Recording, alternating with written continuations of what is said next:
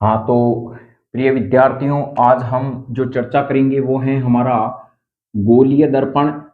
गोलीय दर्पण हमने समतल दर्पण के बारे में पढ़ लिया था और परावर्तन के नियम भी पढ़ लिए थे। अब हम पढ़ेंगे गोलीय दर्पण के बारे में।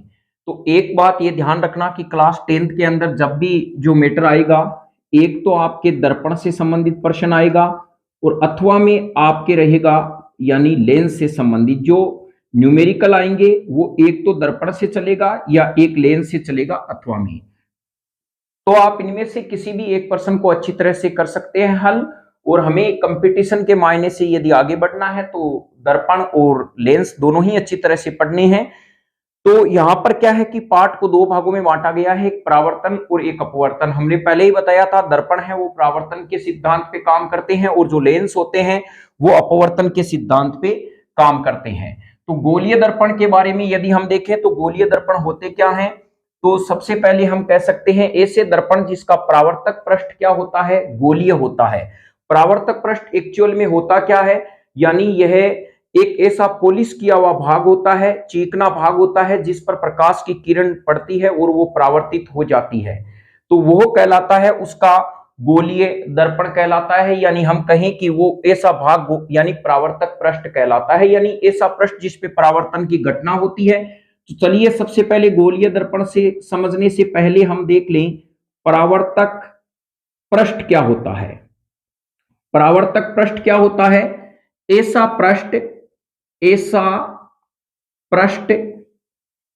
जिस पर परावर्तन की घटना होती है, परावर्तन की घटना होती है, यह घटना होती है। तो यह जो पृष्ठ है वो क्या कहलाता है, परावर्तक पृष्ठ कहलाता है। यानी ऐसा पृष्ठ जिस पर परावर्तन की घटना होगी वो क्या कहलाएगा, यानी परावर्तक पृष्ठ कहलाता है।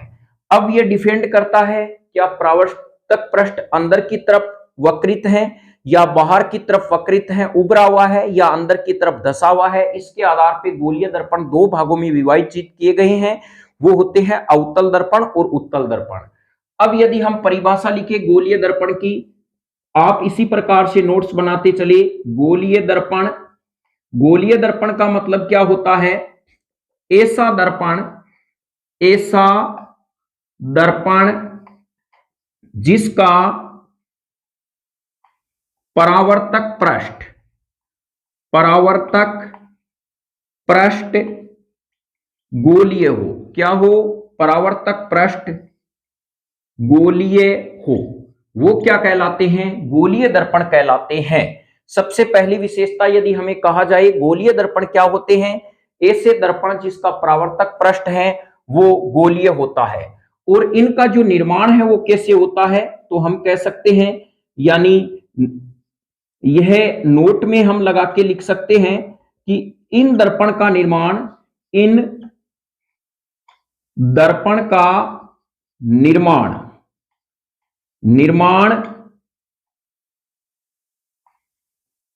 कांच के पारदर्शी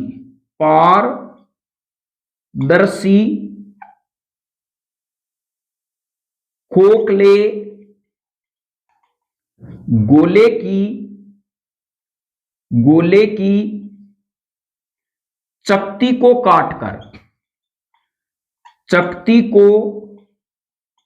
काटकर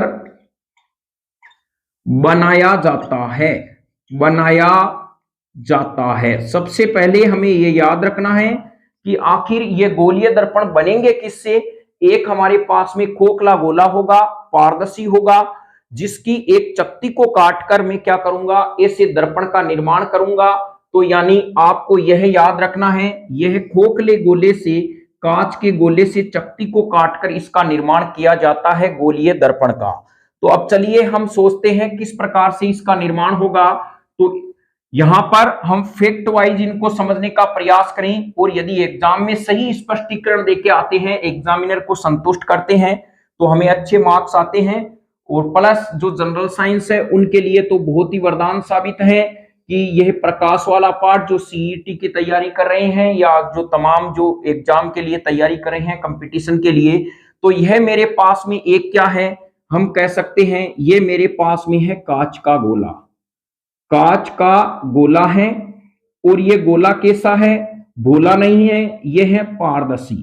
पारदर्शी, यह कांच का एक गोला पारदर्शी है। अब हम क्या कह रहे थे, इससे एक चकती काटेंगे, यानी यहां से यहां तक एक चकती काट लेते हैं। तो देखिए हमारे पास में यहां पर एक चकती हमने इसको काट लिया, इस वाले भाग को कहते हैं, यहां पर जो हमने काटा इसको कहते हैं चकती। अब इस चकती को कहा जाता है दर्पण। क्या कहा जाता है, गोलीय दर्पण कहा जाता है केवल।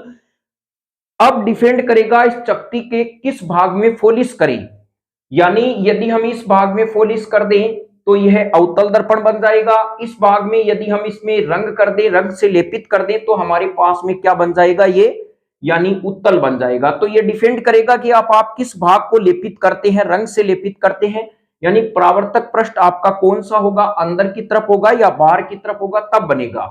कांच के गोले से जब दर्पण को काटा जाता है तो सिर्फ हमारे पास में जो दर्पण बनेगा उसका नाम होगा गोलीय दर्पण। अभी उसका कुछ डिसाइड नहीं होता है कि ये अवतल होगा उत्तल होगा, अभी मेरे पास में बन रहा है। तो यह बन रहा है जैसे आपने एक चकती को काट लिया इस प्रकार से, इस प्रकार से आपके पास में चकती कट गई। दो कंडीशन है आपके पास में, यह है एक कंडीशन आपके पास में यह है, आप कहेंगे हम इस वाली भाग को क्या कर देंगे, किसी कलर से लेपित कर देंगे, तो यह हो गया। तो इसका मतलब अंदर वाला भाग परावर्तक पृष्ठ है, तो हम कह सकते हैं ऐसे गोलीय दर्पण जिसके अंदर वाला भाग जो होता है, यानी इसका परावर्तक पृष्ठ अंदर की ओर वक्रित होता है, यानी परावर्तक पृष्ठ अंदर की ओर धंसा हुआ रहता है, उसे कहते हैं अवतल दर्पण। और यदि हम इस वाले भाग में इस तरफ से इसको यानी रंग कर दे, किसी कलर से लेपित कर दें, तो हमारे पास में ये परावर्तक पृष्ठ उभरा हुआ रहता है। तो ऐसे गोलीय दर्पण जिसका परावर्तक पृष्ठ बाहर की ओर वक्रित होता है, यानी बाहर की ओर उभरा हुआ रहता है, उसे कहते हैं हम उत्तल दर्पण। ये दोनों फैक्ट आप समझ गए होंगे, उत्तल और अवतल दर्पण अब बनने जा रहे हैं। तो चलिए, जैसे फ्लेमिंग के वाम हस्त नियम से दक्षिण हस्त नियम से हमने बल और चुंबकीय बी की दिशा और आई की दिशा जानी थी, इसी प्रकार हम न्यू कंसेप्ट क्लासेज के फॉर्मूले के अनुसार भी हम जान सकते हैं उत्तल दर्पण और अवतल दर्पण क्या है। अपने हाथ को इस प्रकार से फैलाएं कि यह हाथ वाला पोर्शन सांप की तरह बने और सांप के जो फण है उसकी तरह बने, और इसकी हथेली आपके सामने रहनी चाहिए, इसका पीछे का पोर्शन दूसरी तरफ रहना चाहिए। तो बनाइए इस प्रकार से सांप वाली फण इस प्रकार रखें। तो ये ध्यान रखें इसका, देखिए जो हथेली का अंदर वाला भाग धसा हुआ है ये अवतल होगा और हमेशा बाहर उभरा हुआ भाग उत्तल होगा। हम कहेंगे क्यों होंगे, तो न्यू कंसेप्ट क्लासेज के अनुसार हम कह सकते हैं ए वर्णमाला में पहले आता है तो अंदर वाला अवतल होगा, बाहर वाला उत्तल होगा। तो यह आप न्यू कंसेप्ट क्लासेज का अवतल और उत्तल को समझने वाला फॉर्मूला समझ गए होंगे। परीक्षा में कहे उत्तल और अवतल कौन सा है, फण बनाइए, ऐसे रखिए अपने पास में इस प्रकार से। तो देखिए ये अंदर वाला भाग क्या है, धसा हुआ है, यह पोर्शन ये अवतल होगा, बाहर वाला भाग उत्तल होगा। जैसे हम एक चम्मच को देखते हैं तो चम्मच के अंदर वाला भाग धसा हुआ रहता है, वो अवतल को बताता है, बाहर वाला भाग उभरा हुआ रहता है यानी उत्तल को बताता है। तो चलिए हम यहाँ पे देखिए नाम में भी पकड़ सकते हैं उत्तल। उत्तल का मतलब उब का मतलब उभरा हुआ, उभरा हुआ, उभरा हुआ भाग होता है।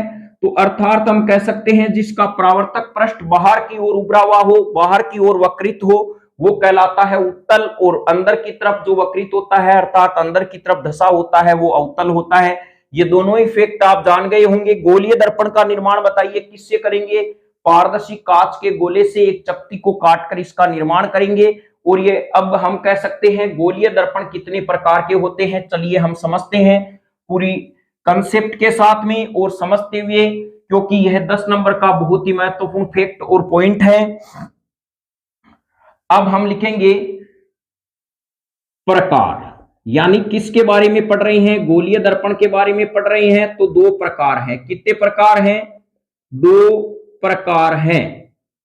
दो प्रकार में प्यारे बच्चों पहला कौन सा होगा, पहला हम कह सकते हैं अवतल है, अवतल दर्पण, और दूसरा हमारे पास में जो होगा वो होगा उत्तल दर्पण।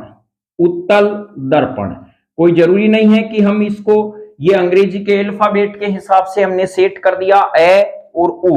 उत्तल और अवतल आप किसी को भी पहले लिख सकते हैं। तो दो प्रकार के गोलीय दर्पण होते हैं, अवतल दर्पण और उत्तल दर्पण। अब चलिए हम इनके बारे में पढ़ने का प्रयास करते हैं, ये क्या बताते हैं और किस प्रकार से ये अपनी परिभाषा बताएंगे। तो सबसे पहले आप हेडिंग डालें अवतल दर्पण। अवतल दर्पण अर्थात एक नंबर पे अवतल दर्पण, तो इसकी परिभाषा इस प्रकार से होगी, बताइए इस दर्पण का निर्माण किससे होता है? गोलीय दर्पण से। तो हम कहेंगे ऐसा गोलीय दर्पण, ऐसा गोलीय दर्पण जिसका परावर्तक पृष्ठ, परावर्तक पृष्ठ अंदर की ओर वक्रित हो, अंदर की ओर वक्रित हो, अर्थात धसा हो। यह क्या कहलाते हैं? अवतल दर्पण कहलाते हैं। इनके परावर्तक पृष्ठ अंदर की ओर क्या होते हैं? वक्रित होते हैं।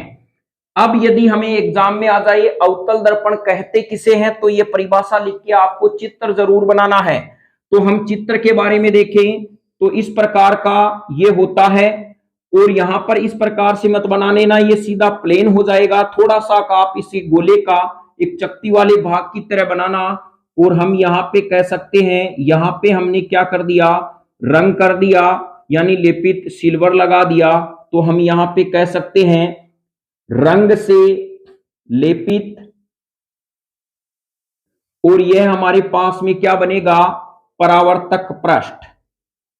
परावर्तक जो है वो बन गया पृष्ठ, और अर्थात मेरे पास में बन गया अवतल दर्पण। हमने बता दिया कि इसका परावर्तक पृष्ठ अंदर की तरफ क्या हुआ है? धसा हुआ है। तो चलिए अब हम उत्तल दर्पण के बारे में देखते हैं। उत्तल दर्पण क्या होता है? तो ऐसा दर्पण, उत्तल दर्पण में कहें उत्तल दर्पण, उत्तल दर्पण 2 नंबर पे हम इसको इस प्रकार से कह सकते हैं, ऐसा गोलीय दर्पण जिसका परावर्तक पृष्ठ बाहर की ओर, यानी बाहर की ओर वक्रित हो, अर्थात बाहर की तरफ उभरा हो, तरफ उभरा हो। ये क्या कहलाते हैं? उत्तल दर्पण कहलाते हैं। चित्र में यदि हम देखें इस प्रकार से हम इसका चित्र बना सकते हैं। चित्र ये इस प्रकार से होगा, इसका अंदर वाले भाग को हम पॉलिश कर देंगे इस प्रकार से, और यह है हमारे पास में है परावर्तक पृष्ठ। परावर्तक पृष्ठ, परावर्तक पृष्ठ ऐसा पृष्ठ जिस पर परावर्तन की घटना होती है। तो यह हमारे पास में बन गया उत्तल दर्पण। तो चलिए अब हम इनके बारे में कुछ विशेषताएं पढ़ते हैं, उत्तल दर्पण और अवतल दर्पण के बारे में।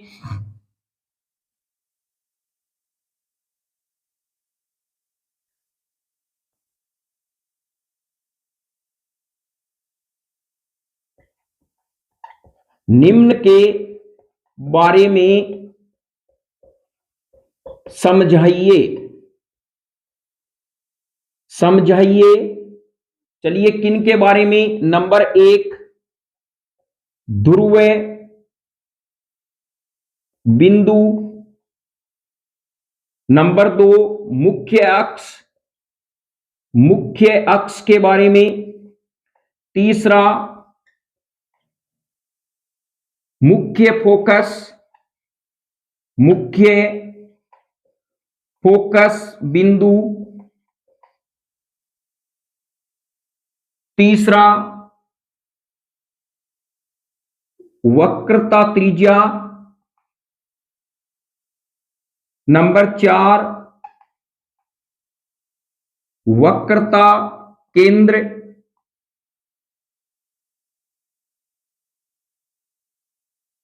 पांचवा जो हमारे पास छठा है 3, 4, 5 और 6 द्वारक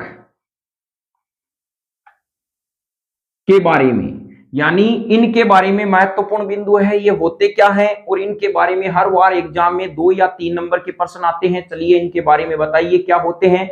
लेंस से भी यही संबंधित है और सेम इन्हीं के बारे में कंसेप्ट जानेंगे कि ये आखिर होते क्या है। ये दे दिया जाता है वक्रता त्रिज्या और वक्रता केंद्र क्या होते हैं, मुख्य फोकस बिंदु क्या होते हैं, मुख्य अक्ष क्या होते हैं और ध्रुव बिंदु क्या होते हैं। पहले तो यदि हम इनका संकेत देखें तो ये P होगा दर्पण में और लेंस में O से प्रदर्शित करेंगे। मुख्य फोकस बिंदु को F से लिखेंगे, वक्रता त्रिज्या को R से लिखेंगे और वक्रता केंद्र को C से लिखेंगे दर्पण के लिए। तो यह फैक्ट आप याद रखें, सिंबल क्या क्या होते हैं। मुख्य फोकस बिंदु के लिए F, वक्रता त्रिज्या के लिए R, वक्रता केंद्र के लिए C। तो चलिए इनके बारे में एक एक के बारे में जानते हैं। तो सबसे पहले नंबर 1 पे है ध्रुव बिंदु। ध्रुव बिंदु, ध्रुव बिंदु का मतलब होता है नाभिक। नाभिक का मतलब हम कह सकते हैं किसी भी गोलीय दर्पण का मध्य भाग, मध्य बिंदु ध्रुव बिंदु कहलाता है। तो चलिए हम इस प्रकार से कह सकते हैं, किसी भी गोलीय दर्पण का, गोलीय दर्पण का, गोलीय दर्पण के परावर्तक पृष्ठ का मध्य बिंदु ध्रुव बिंदु कहलाता है। ध्रुव बिंदु कहलाता है, यानी परावर्तक पृष्ठ का, किसी भी गोलीय दर्पण के परावर्तक पृष्ठ का मध्य बिंदु है वो इसका ध्रुव बिंदु कहलाता है। तो हम यहाँ पे इस प्रकार से मान लीजिए हमने यह एक उत्तल दर्पण बना दिया, तो हमारे पास में इसका जो बीचों बीच हम जो मुख्य अक्ष गुजारेंगे इसका जो बिंदु होगा ये क्या कहलाएगा, इसका यहाँ पे P कहलाएगा, यानी यह ध्रुव बिंदु कहलाता है। इसी प्रकार से यदि हम जो उत्तल दर्पण बनाते हैं इसके बीचों बीच जो बिंदु होता है परावर्तक पृष्ठ का, ये क्या कहलाता है, P कहलाता है। तो यहां पर हम कह सकते हैं बीच में जो बिंदु आता है इसको कह सकते हैं ध्रुव बिंदु। तो यह परिभाषा आपके समझ में आ गई होगी। ध्रुव बिंदु का मतलब होता है किसी भी गोलीय दर्पण का के परावर्तक पृष्ठ का मध्य बिंदु ध्रुव बिंदु कहलाता है। इसे दर्पण में P से और लेंस में O से प्रदर्शित किया जाएगा। तो यहां आप समझने का प्रयास करें ध्रुव बिंदु क्या होता है। अब हम बात करते हैं वक्रता केंद्र और वक्रता त्रिज्या के बारे में। यह दो महत्वपूर्ण बिंदु हैं। फिर मुख्य अक्ष के बारे में और फोकस के बारे में चर्चा करेंगे। तो यहां पे सपोज कीजिए हमारे पास में एक कोई गोला है, इस गोले की जो त्रिज्या होती है वो कहलाती है R, और इसका जो ये हमारे पास में त्रिज्या होगी ये R कहलाएगी, और यहां पर जो ये बिंदु होता है ये कहलाता है इसका वक्रता केंद्र, यानी ये गोले का केंद्र है। क्या है, गोले का केंद्र है, हमें पता है इसका ये केंद्र होता है और ये होती है त्रिज्या। और इससे मैंने क्या किया, एक चकती को काटकर एक गोलीय दर्पण बनाया। तो यहां पर दोनों ही देखिए क्या शब्द होते हैं, यानी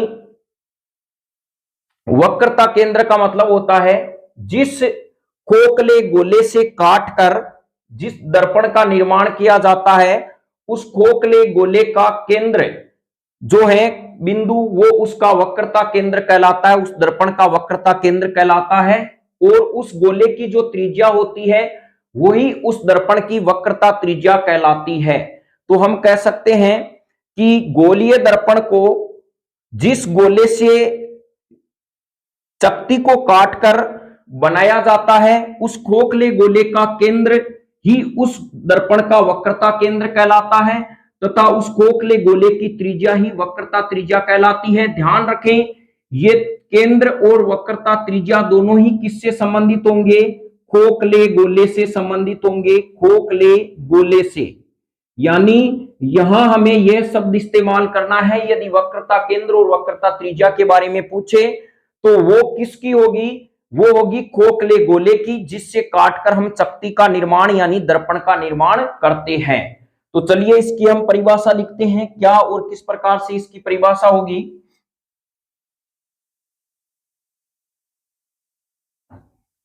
सबसे पहले हम लिखते वक्रता केंद्र। वक्रता केंद्र, इसका संकेत होता है C। जिस खोखले गोले से काटकर, गोले से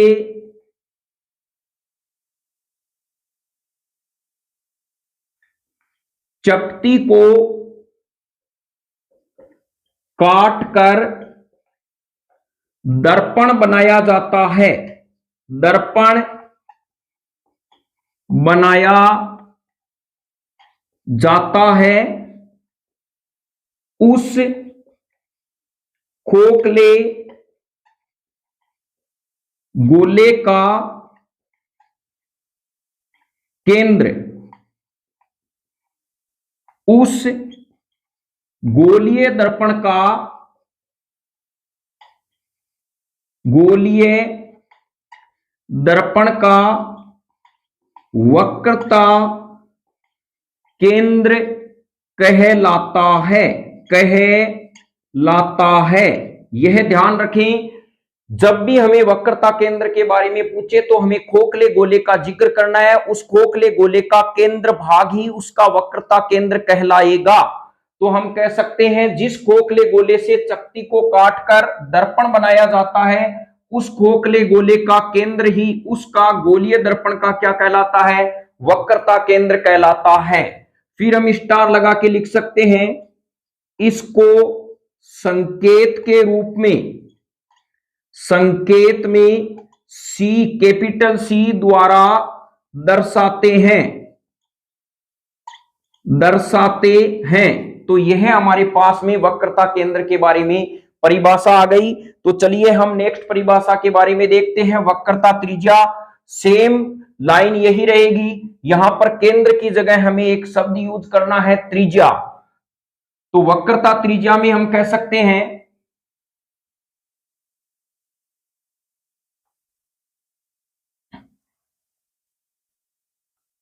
वक्रता त्रिज्या जिस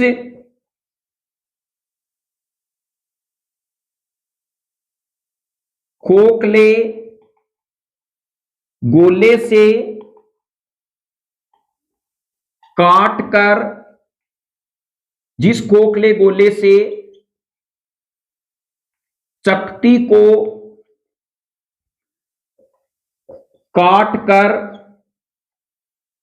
गोलीय दर्पण बनाया जाता है, गोलीय दर्पण बनाया जाता है,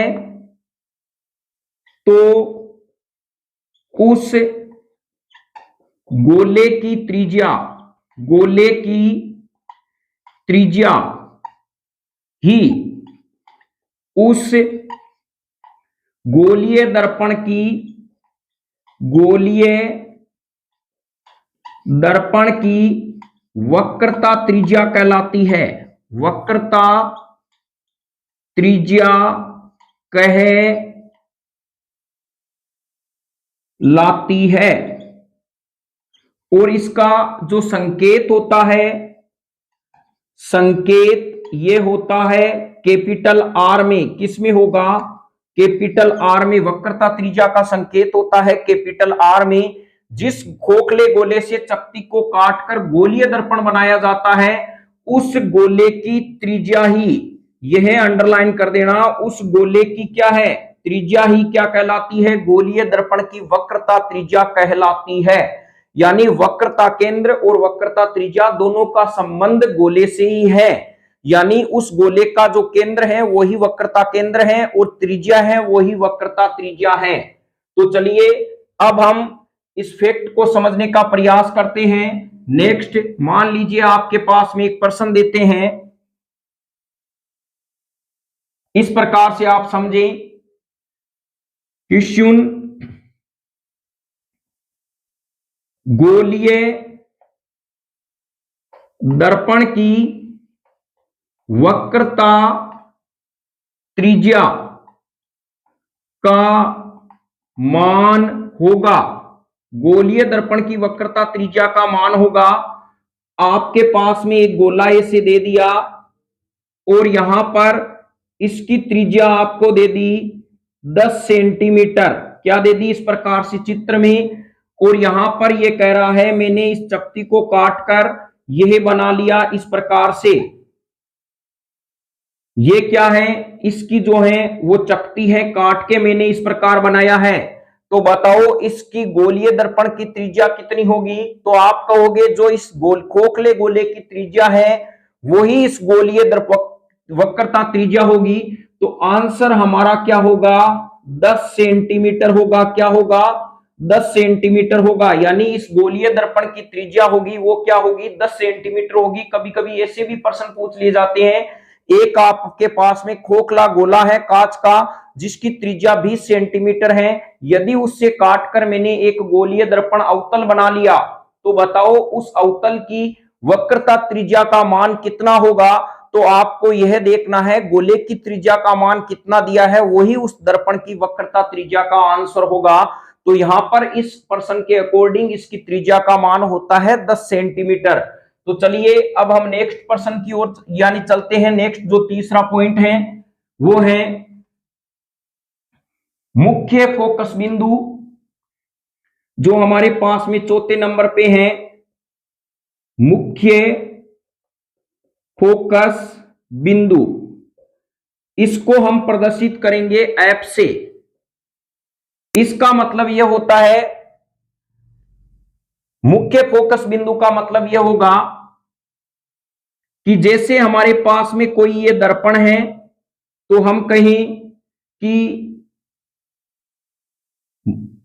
मुख्य अक्ष के समांतर आपतित किरण परावर्तन के बाद में जिस बिंदु से निकलती है वास्तव में ही गुजरती है, या जिस बिंदु से आती हुई प्रतीत होती है वो क्या कहलाती है? उसका फोकस बिंदु कहलाता है। तो इसको थोड़ा सा समझे। यहां पर आगे हम दर्पण के चित्र भी बनाएंगे कि किस प्रकार से चित्र होते हैं। ये हमारे पास में क्या होता है, मान लीजिए एक हमारे पास में इस प्रकार से क्या है, ये एक दर्पण है और इसको हम मान सकते हैं अवतल दर्पण, यानी ये हमारे पास में है अवतल दर्पण। और इसमें से क्या होता है, ये एक है वो मुख्य अक्ष है, इस प्रकार से मुख्य अक्ष गुजर रही है। तो हम कहेंगे आपतित प्रकाश की किरण, यह आपतित प्रकाश की किरण है, परावर्तन के बाद में जिस बिंदु से गुजरती है, यहां से वास्तव में ही गुजरती है, तो वो बिंदु क्या कहलाता है? उस दर्पण का मुख्य फोकस बिंदु कहलाता है। और जिस बिंदु से हम कहें आती हुई प्रतीत होती है वो प्रकाश की किरण, तो यहां पे आती हुई प्रतीत होगी हमारे पास में, इसका मतलब क्या होगा? वो उत्तल दर्पण के लिए लागू होता है। तो अवतल में तो क्या होता है, वास्तव में ही फोकस बिंदु से गुजरती हुई प्रतीत होती है।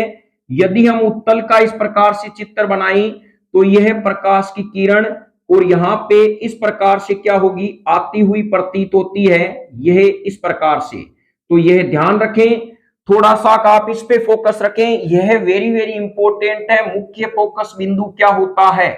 मुख्य फोकस बिंदु का मतलब देखो, अवतल में तो इस प्रकार का होगा, प्रकाश की किरण क्या करेगी, यानी परावर्तित प्रकाश की किरण फोकस बिंदु से आती हुई प्रतीत होती है, और हम कहेंगे इससे फोकस बिंदु से गुजरती है, वास्तव में ही गुजरती है, इससे यानी गुजरती हुई प्रतीत होती है, यानी आती हुई प्रतीत होती है, तो वो बिंदु उसका मुख्य फोकस बिंदु कहलाता है।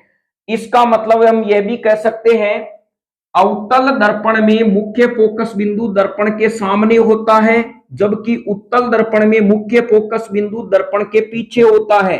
यह वाला परावर्तक पृष्ठ होता है, तो यह वाला भाग इसका होता है आगे वाला भाग, तो यह वाला भाग होता है इसका पीछे वाला भाग। तो हम कह सकते हैं कि मुख्य फोकस जो बिंदु होता है वो उत्तल दर्पण में तो पीछे की तरफ और अवतल दर्पण में आगे की तरफ होता है।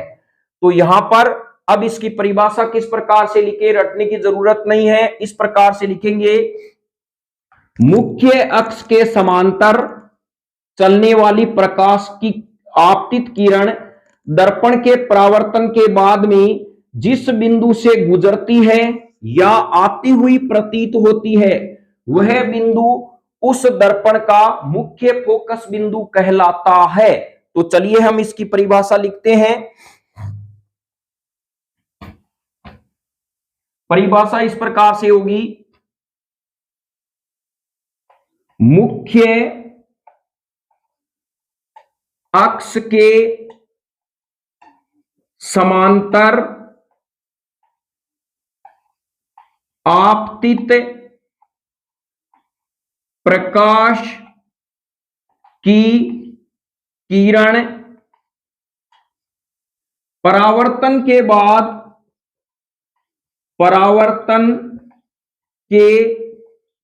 बाद जिस मुख्य अक्ष के समांतर आपतित प्रकाश की किरण दर्पण से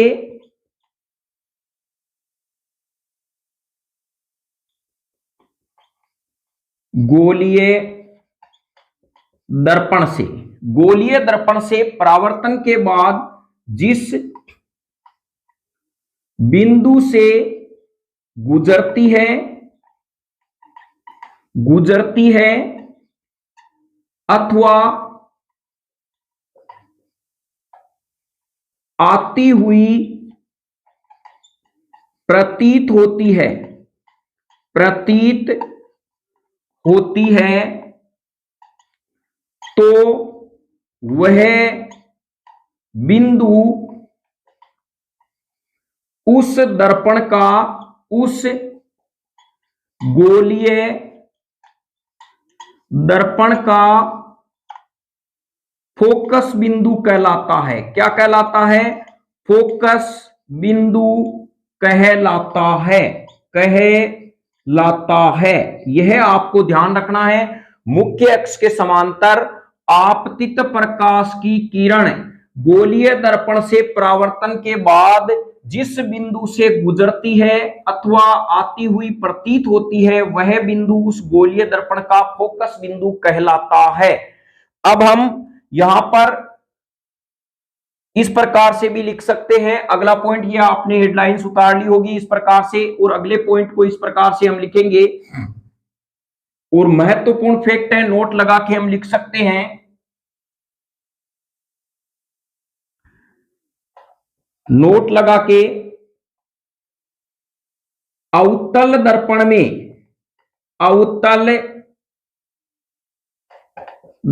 में मुख्य फोकस बिंदु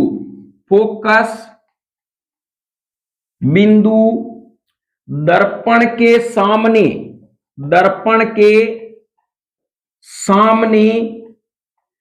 तथा उत्तल दर्पण में एफ का मतलब मुख्य फोकस बिंदु दर्पण, उत्तल दर्पण में एफ दर्पण के पीछे होता है। देखिए दो अंतर हमारे पास में आ गए। उत्तल दर्पण में हम अवतल दर्पण में कह सकते हैं जिसका परावर्तक पृष्ठ अंदर की तरफ वक्रित हो, उत्तल में जिसका परावर्तक पृष्ठ बाहर की ओर वक्रित हो। उत्तल में हम कह सकते हैं, अवतल में हम कह सकते हैं इसका फोकस बिंदु दर्पण के सामने होता है, उत्तल में इसका फोकस बिंदु दर्पण के पीछे होता है। तो ये दो अंतर हमारे अभी उत्तल और अवतल दर्पण में आ गए। तो ये फोकस बिंदु दर्पण के सामने होगा, वेरी वेरी इंपॉर्टेंट है, 1 नंबर का प्रश्न आ सकता है। मुख्य फोकस बिंदु ऐसा दर्पण, गोलीय दर्पण जिसका मुख्य फोकस बिंदु दर्पण के सामने हो, तो हम कह सकते हैं वो हमारे पास में कौन सा होगा? अवतल होगा। और दर्पण के पीछे होगा तो वो उत्तल होगा। यही फोकस बिंदु बताएगा कि दर्पण से बनने वाला प्रतिबिंब वास्तविक बनता है या आभासी बनता है। तो चलिए इसको हम चित्र के द्वारा इस प्रकार से प्रदर्शित कर सकते हैं। अभी हमने देखा यह हमारे पास में है अवतल दर्पण, किस प्रकार से किरणें गुजरती है, और यह हमारे पास में है मुख्य अक्ष, और यह हमारे पास में है इसका ध्रुव बिंदु। ये यहां पे जैसे ही आप डॉट लगाते हो ये इसका ध्रुव बिंदु हो गया। तो यहां पे आपतित प्रकाश की किरण है, यह जिस बिंदु से गुजरती है, यह हमारे पास में जो बिंदु है वो कहलाता है एफ। क्या कहलाता है? एफ। और यह वापस किरण निकल गई और यह हमारे पास में हो गया एफ बिंदु, फोकस बिंदु। यह है अवतल दर्पण। अवतल जो दर्पण है उसके बारे में, उत्तल दर्पण के बारे में जब बात करें तो इस प्रकार का होगा। यह इसका अंदर वाला भाग क्या होगा, लेपित कर देंगे। बाहर वाला भाग इसका परावर्तक पृष्ठ उभरा हुआ रहेगा। ये किरण ऐसे आएगी, ये इसको क्या करेगा, फैलाने का प्रयास करेगा। तो यहां पर जब इस किरण को पीछे की ओर बढ़ाते हैं तो ये इससे गुजरती हुई प्रतीत होती है, या हम कहें कि ये वाला बिंदु इसका एफ होता है और यहां से यह आती हुई प्रतीत हो रही है कि ऐसे लग रहा है इस बिंदु से प्रकाश की किरण आ रही है। और यह हमारे पास में है उत्तल दर्पण। कौन सा है? उत्तल दर्पण। तो यदि आपको फोकस के बारे में प्रश्न पूछे तो यह चित्र आपको जरूर बना के आना है। ऐसा नहीं है आप परीक्षा में केवल परिभाषा ही बना के आ जाए, तो ये दोनों आप डायग्राम बना के आएंगे तो आसानी से एग्जामिनर के समझ में आ जाएगा इससे वास्तव में गुजर रही है, इससे आती हुई प्रतीत हो रही है। तो ये उत्तल दर्पण है, ये अवतल है, इसका बिंदु इसके सामने है, इसका इसके पीछे है, परावर्तक पृष्ठ के पीछे होता है। तो यहां पे आपने समझ लिया। अब चलते हैं द्वारक जो होती है, क्षमता क्या होती है, द्वारक जो क्या होते हैं उसके बारे में। तो गोलीय दर्पण में आपने देखा किस प्रकार से है, फिर ये आप चित्र भी बनाना सीख जाएंगे। हम प्रतिबिंब की रचना किस प्रकार से करेंगे उसमें हम समझेंगे। तो चलिए नेक्स्ट है हमारा द्वारक। द्वारक क्या होता है? द्वारक में हम 5 नंबर पे ले सकते हैं, यानी गोलीय दर्पण का, गोलीय दर्पण का व्यास, जो व्यास है, व्यास को उसका द्वारक कहते हैं। क्या कहते हैं? द्वारक कहते हैं। बस एकदम सिंपल सी परिभाषा है। जैसे हमारे पास में मान लीजिए कोई ये दर्पण है, तो यहां पे ये पूरा का पूरा जो व्यास होता है ये कहलाता है इसका द्वारक। ये एकदम इजी परिभाषा है, बहुत कम एग्जाम में पूछी जाती है। गोलीय दर्पण का व्यास ही उसका द्वारक कहलाता है। अब मेन जो प्रश्न आता है हमारे पास में वो है मुख्य अक्ष। मुख्य अक्ष एक्चुअल में होती क्या है उसके बारे में हम समझते हैं। तो मुख्य अक्ष, देखिए मुख्य अक्ष, इस गोले को हम समझने का प्रयास करते हैं। यानी हम कहें कि हमारे पास में मान लीजिए, सपोज कीजिए ये एक कोई दर्पण है और यहां पर ये इसका फोकस बिंदु है, ये इसका वक्रता केंद्र है।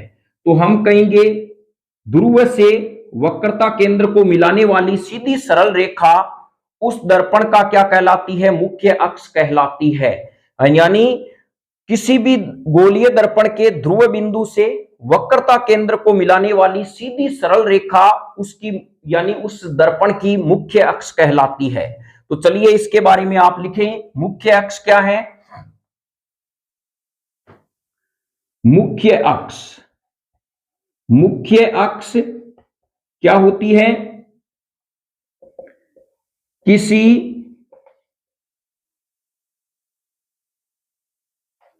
दर्पण के ध्रुव बिंदु, ध्रुव बिंदु व वक्रता केंद्र, ध्रुव बिंदु व वक्रता केंद्र को मिलाने वाली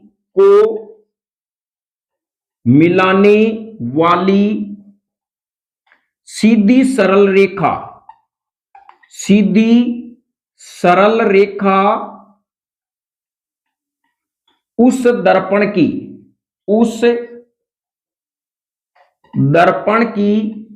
मुख्य अक्ष कहलाती है। मुख्य अक्ष कहलाती है। यह हमारे पास में वर्ड हो गया किसी भी दर्पण के ध्रुव बिंदु व वक्रता केंद्र को मिलाने वाली सीधी सरल रेखा उस दर्पण की मुख्य अक्ष कहलाती है। चलिए हम देखते हैं क्या है। यह हमारे पास में एक कोई दर्पण है और इसका हमने इस प्रकार से बांट दिया कि यह हमारे पास में क्या है। इस अब देखते ही आप समझ गए होंगे, ये तो हमारे पास में अवतल दर्पण है। तो चलिए यहां पर हम इसके बीच में जो सीधी सरल रेखा खींचते हैं, ये हमारे पास में बिंदु आ गया P, यानी हम कह सकते हैं P बिंदु हो गया। और यहाँ पे हमारे पास में इसका हो गया ये वक्रता केंद्र, और यह हमारे पास में क्या हो गया इसका, यहाँ पे हम कह सकते हैं F। तो देखिए C और P को मिलाने वाली सीधी सरल रेखा मुख्य अक्ष कहलाती है। इसको हम किससे प्रदर्शित करेंगे, X और X डैश से करेंगे। यह भी काल्पनिक ही होती है, यह भी ध्यान रखें। और मुख्य अक्ष का मतलब हम इसे X डैश से प्रदर्शित करते हैं, मुख्य अक्ष। अब यहां पर हम नोट लगा के लिख सकते हैं कि हमेशा बिंब को मुख्य अक्ष के ऊपर सीधा रखा जाता है। कैसा रखा जाता है, इस प्रकार से रखा जाता है। हमेशा बिंब दर्पण के सामने रखा जाता है बिंब को।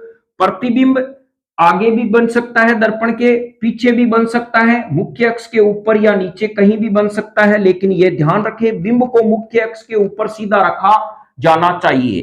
तो नोट में हम ये लाइन लिख सकते हैं। ये चित्र आपने बना लिया होगा। अब आप इसमें नोट लगा के लिख सकते हैं। नोट में बिंब को बिंब यानी वस्तु, वस्तु को हमेशा दर्पण के सामने मुख्य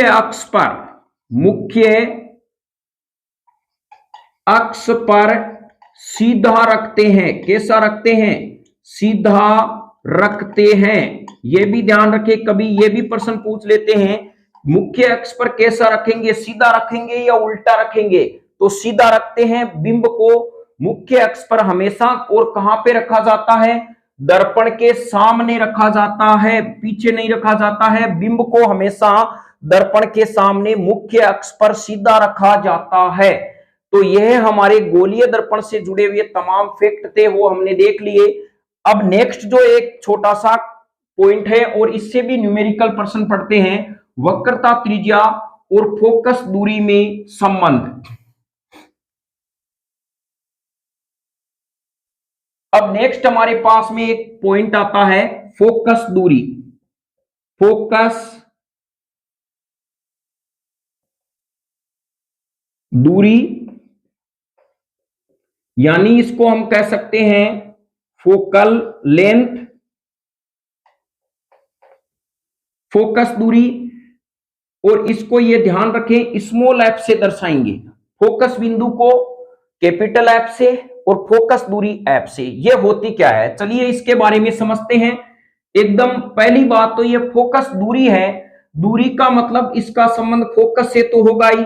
मान लीजिए आपके पास में कोई ये दर्पण है किसी भी प्रकार का, ये इसका क्या है, ध्रुव बिंदु है, और ये इसका फोकस बिंदु है। बस हम कहेंगे किसी भी दर्पण के ध्रुव बिंदु और फोकस बिंदु के बीच की दूरी उसकी फोकस दूरी कहलाती है। यानी फोकस दूरी होती क्या है, फोकस बिंदु तथा दर्पण के ध्रुव बिंदु के बीच की दूरी क्या कहलाती है, फोकस दूरी कहलाती है। तो चलिए हम इसके बारे में देखते हैं क्या है और किस प्रकार से यह है।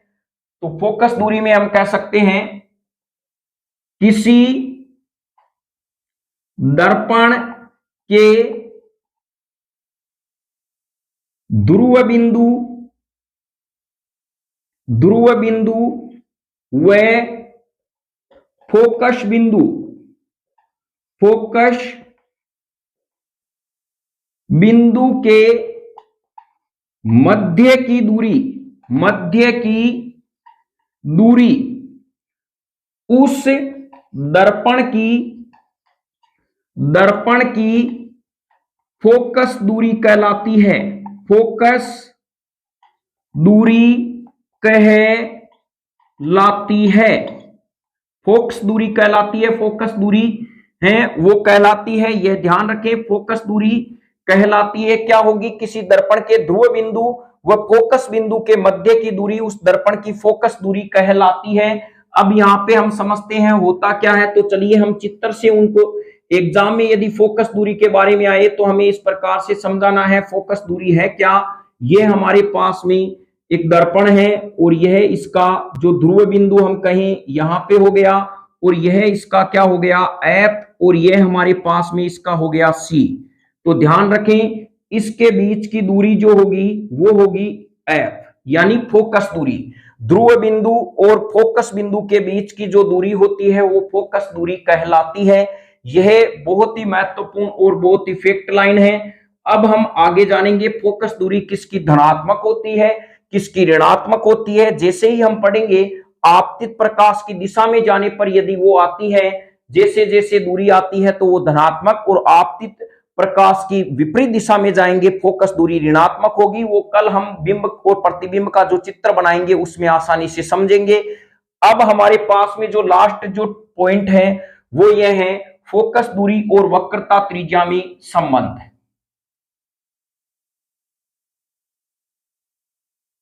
नेक्स्ट हमारे पास में है फोकस दूरी व यानी फोकस दूरी एफ स्मॉल व वक्रता त्रिज्या।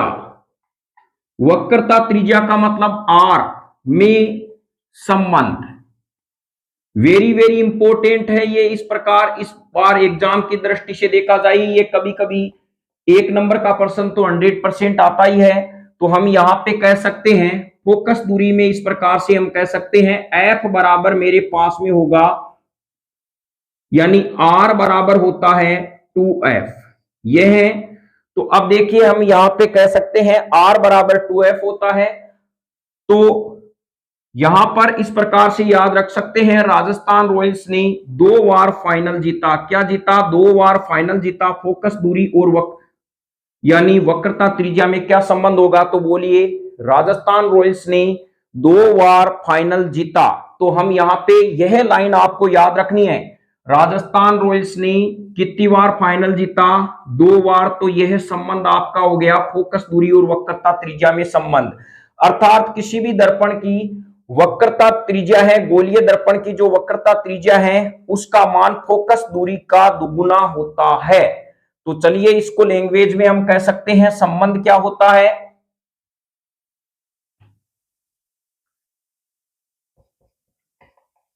गोलीय दर्पण की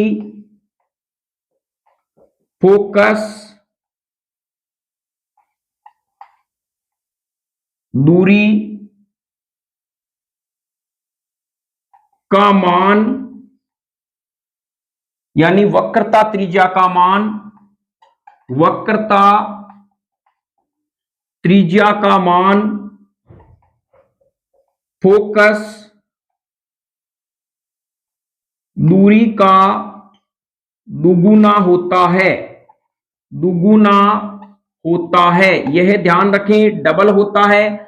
किसी भी गोलीय दर्पण की वक्रता त्रिज्या का मान फोकस दूरी का क्या होता है? दुगुना होता है। अर्थात हम कह सकते हैं R बराबर 2f, ये हमारे पास में संबंध आएगा।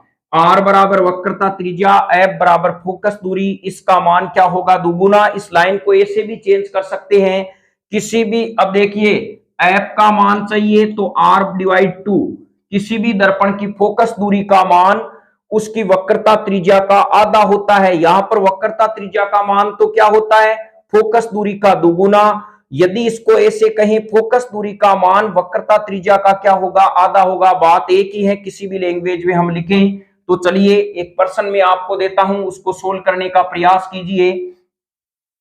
यदि किसी दर्पण की यदि किसी गोलीय दर्पण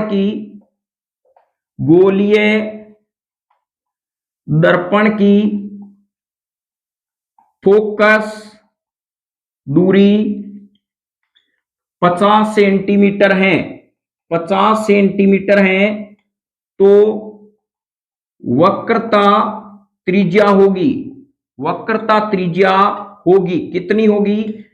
तो हम यहां पे कह सकते हैं हल में R बराबर मेरे पास में क्या है, वक्रता त्रिज्या का मान पूछा है, F का मान है 50 सेंटीमीटर और हमें पता है R बराबर होता है 2F। अभी हमने कहा था F स्मॉल में आएगा, फोकस दूरी हमेशा स्मॉल में आएगी, वो फोकस बिंदु कैपिटल में।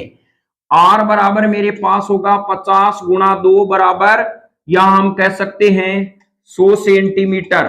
तो ये आपका क्या हो गया, आंसर हो गया।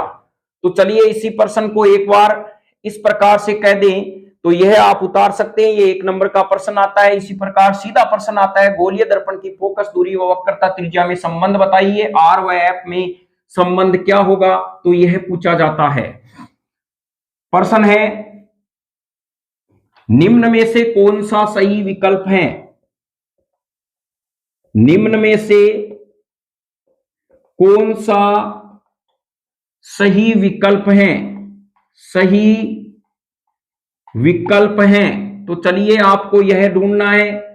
ए दिया है R बराबर 2F, बी दिया है F बराबर R/2, सी बराबर आपको दे दिया यहां पर A एंड B दोनों, और डी आपको दे दिया F बराबर 2R। अब आपको इनमें से कौन सा विकल्प सही है, तो देखिए R बराबर 2F, राजस्थान रॉयल्स ने 2 बार फाइनल जीता, R बराबर 2F हो जाएगा। F का मान जैसे ज्ञात करोगे ये R के नीचे 2 टपक के चला जाएगा, तो ये A और B हमारे दोनों ही विकल्प क्या है, सही है, तो आंसर होगा सी। इस प्रकार का प्रश्न भी आ सकता है, कोई जरूरी नहीं आपको R बराबर 2F ही दे, यहां पे ये भी दे सकता है F बराबर R/2। क्या ये विकल्प सही है क्या, तो आपको कहना है बिल्कुल सही है ये, क्योंकि यानी फोकस दूरी है वो वक्रता त्रिज्या की आधी होती है, और ऐसे भी कह सकते हैं वक्रता त्रिज्या फोकस दूरी की डबल होती है। आज यहीं तक क्लास समाप्त होती है। कल हम लेके आएंगे प्रतिबिंब का निर्माण किस प्रकार से होता है उत्तल दर्पण और अवतल दर्पण में, बहुत ही महत्वपूर्ण टॉपिक रहेगा, और उस टॉपिक पे ही जो दर्पण के तमाम सूत्र हैं वो बनते हैं, किस प्रकार से क्या होते हैं। तब तक जय हिंद, वंदे मातरम।